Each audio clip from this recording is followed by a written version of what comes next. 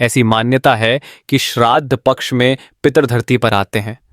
माना जाता है कि पितृपक्ष में पितरों का संबंध प्रकृति से भी होता है। इस समय मनुष्य से लेकर पक्षी तक कई रूपों में पितर हमारे घर के द्वार पर आ सकते हैं, बस हम उन्हें पहचान नहीं पाते। पितृपक्ष के समय अगर घर में कोई मेहमान, गरीब या असहाय व्यक्ति आए तो उनका कभी अनादर न करें।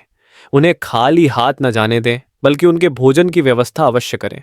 श्राद्ध पक्ष में गाय या कुत्ते का द्वार पर आना बहुत शुभ माना जाता है। इन्हें मारकर भगाना नहीं चाहिए, बल्कि कुछ खाने को देना चाहिए। कौवे को भी भोजन देना चाहिए, क्योंकि धार्मिक मान्यताओं के अनुसार पितर 15 दिनों तक कौवे के माध्यम से अन्न ग्रहण करते हैं। इससे वे तृप्त होते हैं और अपने परिवार को आशीर्वाद देते हैं। हिंदू धर्म ग्रंथों के अनुसार मनुष्य पर 3 प्रकार के ऋण होते हैं: पितर ऋण, देव ऋण और ऋषि ऋण। इनमें सबसे महत्वपूर्ण है पितर ऋण। पितृपक्ष में श्रद्धा पूर्वक श्राद्ध कर्म करके व्यक्ति इन तीनों ऋणों से मुक्त होकर मोक्ष प्राप्त कर सकता है। पितरों के नाम से श्राद्ध तर्पण के अलावा उनकी कथा का श्रवण करके उसका पुण्य अर्पित करने से भी पितर प्रसन्न होते हैं। ब्रह्म वैवर्त पुराण के अनुसार देवताओं को प्रसन्न करने से पहले पितरों को प्रसन्न करना चाहिए। ज्योतिष के अनुसार पितृ दोष सबसे जटिल कुंडली दोषों में से एक माना जाता है। हर साल भाद्रपद शुक्ल पूर्णिमा से आश्विन कृष्ण अमावस्या तक का काल पितृपक्ष कहलाता है। इस दौरान यमराज पितरों को कुछ समय के लिए मुक्त करते हैं, ताकि वे अपने परिवार द्वारा किया गया श्राद्ध ग्रहण कर सकें। भगवत गीता का पाठ या श्रीमद् भागवत पुराण की कथाओं का श्रवण करने से भी पितर प्रसन्न होते हैं।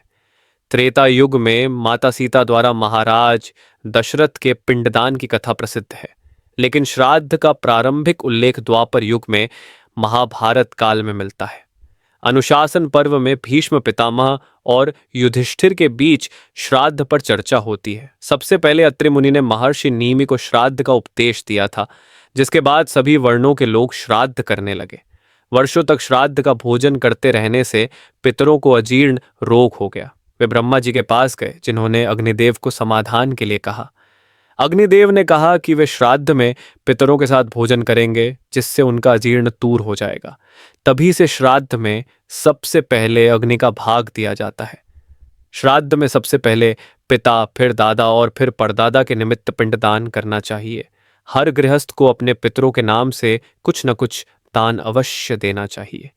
अब सुनिए श्राद्ध पक्ष की एक प्राचीन कथा, जोगे और भोगे की कथा। जोगे और भोगे 2 भाई थे।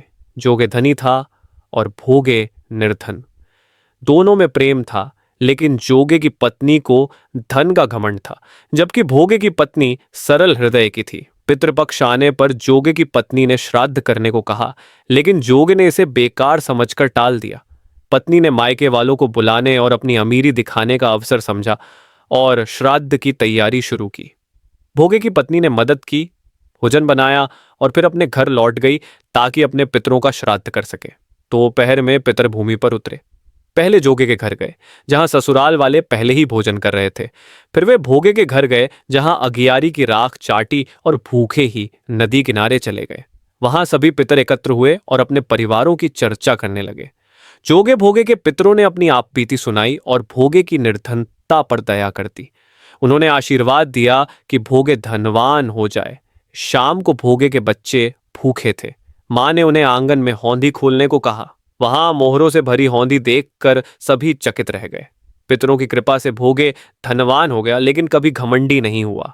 अगले साल भोगे की पत्नी ने 56 प्रकार के भोग बनाए, ब्राह्मणों को बुलाकर श्राद्ध किया, सोने चांदी के बर्तनों में जेठ जेठानी को भोजन कराया। पितर प्रसन्न और तृप्त हुए। 2. प्रयागराज त्रिवेणी संगम का महात्म्य। प्रयागराज में गंगा, यमुना और अदृश्य सरस्वती का संगम है।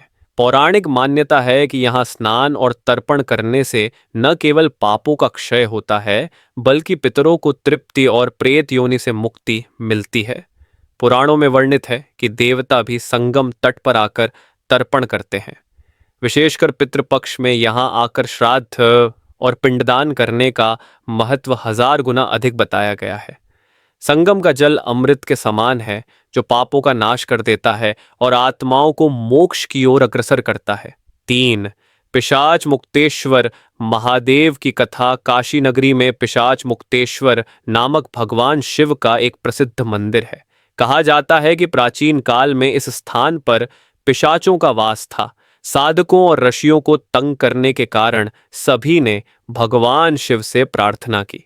तब महादेव ने वहां प्रकट होकर पिशाचों का उद्धार किया और उन्हें मुक्ति दी। जो भी भक्त वहां जाकर श्रद्धा से भगवान पिशाच मुक्तेश्वर महादेव का अभिषेक और दर्शन करता है, उसके पितरों को पिशाच योनि से मुक्ति मिलती है। शास्त्रों में यह स्थान विशेषकर पितृमोक्ष के लिए अत्यंत पावन माना गया है। 4. आत्मदेव धुंधली और गोकर्ण धुंधकारी की कथा। एक ब्राह्मण आत्मदेव था जिसकी पत्नी का नाम धुंधली था। संतानहीन होने के कारण वे दोनों दुखी रहते थे। एक दिन आत्मदेव को एक साधु ने फल दिया और संतान प्राप्ति का वरदान दिया, परंतु धुंधली ने उस फल को नहीं खाया और उसे अपनी बहन को दे दिया। फल खाने से धुंधली की बहन ने गोकर्ण को जन्म दिया और धुंधली ने छल से धुंधकारी नामक पुत्र को पाया। धुंधकारी पापी और दुष्ट निकला। मृत्यु के बाद वह प्रेत योनि में भटकने लगा। उसकी आत्मा अत्यंत कष्ट झेलने लगी। तब उसके भाई गोकर्ण ने पितरों के उद्धार के लिए भागवत कथा का आयोजन किया। कथा के श्रवण से धुंधकारी को प्रेत योनि से मुक्ति मिली और वह परम धाम को प्राप्त हुआ। इस कथा से यह शिक्षा मिलती है कि श्रीमद् भागवत कथा का श्रवण और कीर्तन न केवल जीवित जनों को पुण्य देता है, बल्कि पितरों और प्रेत योनि में भटकती आत्माओं को भी मोक्ष प्रदान करता है। कथा सुनने के लिए धन्यवाद। अगर आपको ये कथाएं अच्छी लगी हों तो ज़्यादा से ज़्यादा शेयर करें।